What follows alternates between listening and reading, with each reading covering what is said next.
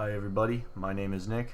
Today with my teammates, Sue, Ronit, and Brian, we are going to be bringing you the Professor's Platform, a comprehensive solution for hybrid learning, both in person and online.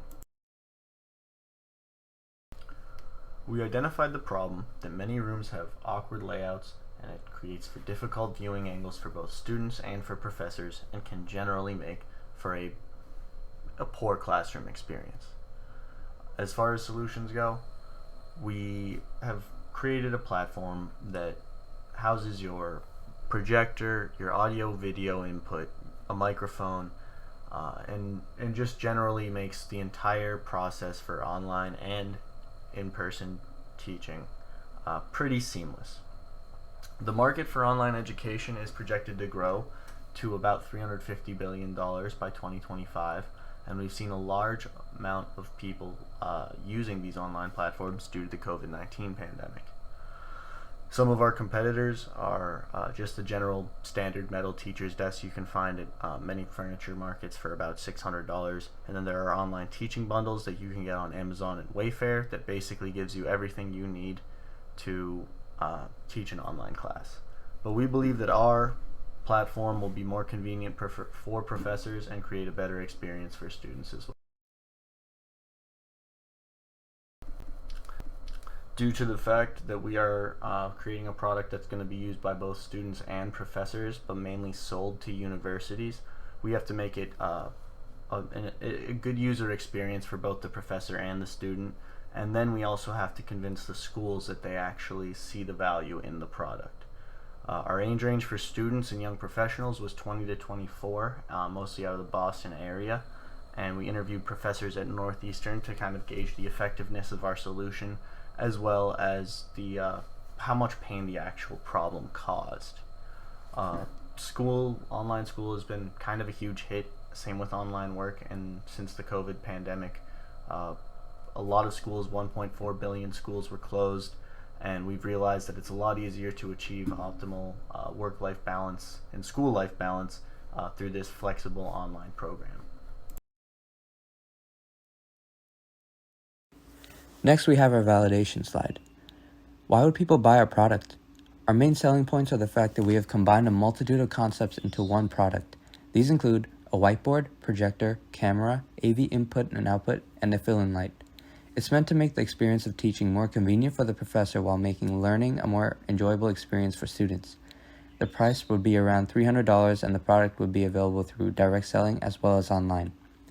For our acid test, each participant did mention how they believed our concept was a viable solution. The only slight drawback was that none of them mentioned about their thoughts on how our product compared to its other competitors. We decided to use a Google Forms survey to conduct our field research due to the free cost, extensive nature, and the flexibility of it. To ensure that the responses were not biased in any way or form, we made sure to have the questions be as open-ended as possible. In addition to that, we did not mention anything about our concept in the survey or to the respondents, so that none of them would feel inclined to talk about the pain point we had chosen. Our 4 main questions of our survey are listed here on the slide. Below that are some example answers. These are just a few of the answers that were more directly related to our pain point and solution. For having very open-ended questions, we had a large percentage of the answers being related to our pain point and solutions. Finally, on the bottom and right side of the slide, here are some of the responses to the questions relating to the demographics of our survey participants.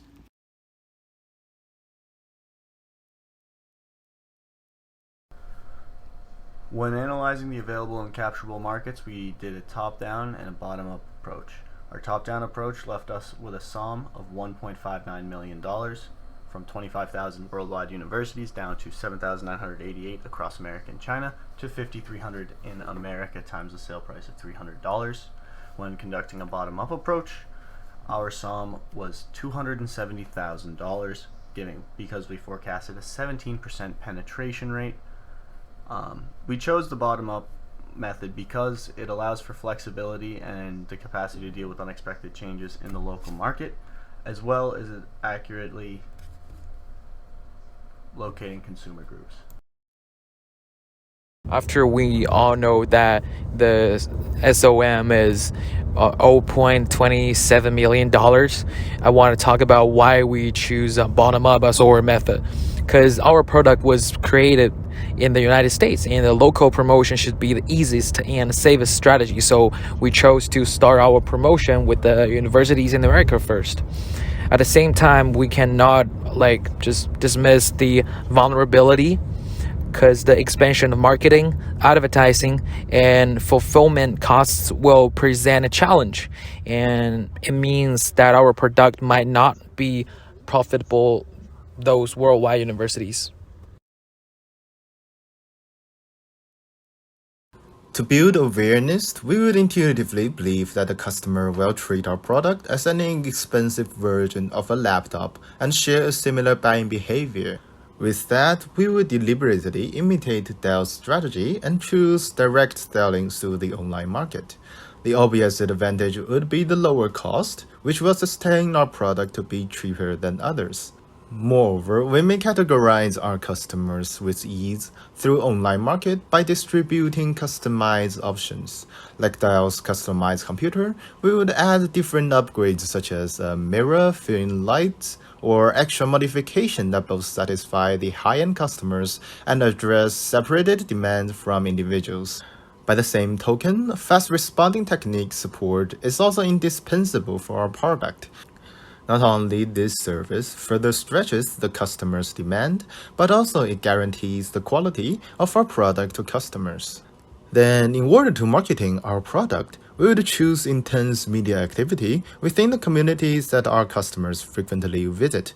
Since our platform is specially built for professors, places such as TED would be an ideal place for us to launch advertisements in the same form of YouTube, and posts on magazines or websites will also contribute to the popularity.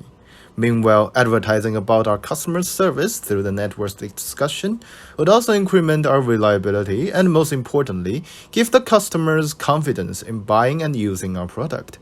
A similar approach for building awareness would be co-branding, as we may looking for opportunities that will enhance our public impression. The strategy of marketing and merchandising of the competitors can be separated into three categories. The first is traditional channel selling and price bidding for office furniture and government orders. And had companies like Steelcase possess the ability for producing both quantity and quality products that satisfy the standards. However, in the pandemic, such a model of selling became catastrophe as demand for furniture moved to individuals. For complements, retails and online malls, represented by IKEA and Amazon, exhibited resistance under the effect of the pandemic. Meanwhile, although the trend of online shopping hastened many web pages, Amazon and Alibaba showed an advantage in services comparing with online retailers. By devoting the most to customer service and addressing their needs, they spared the least in pandemic with even an expectation of a growth in profit. Thus, learn from these, we would choose direct online selling in a company with a lean on aftermarket services for our product. In the end, we have decided against pursuing this opportunity. We believe that just due to the presence of massive market makers, such as Wayfair, Amazon, IKEA, Herman Miller, Steelcase, and others, it'd be extremely difficult for us to compete on a scale that we think would be effective. While our program seems like it would be very effective and it's well accepted by a lot of the people we spoke with, there is something to be said for our lack of differentiation. In the end, I think we believe that we would need to create some sort of software that actually optimized the hybrid learning process as to sell as a package with the platform itself.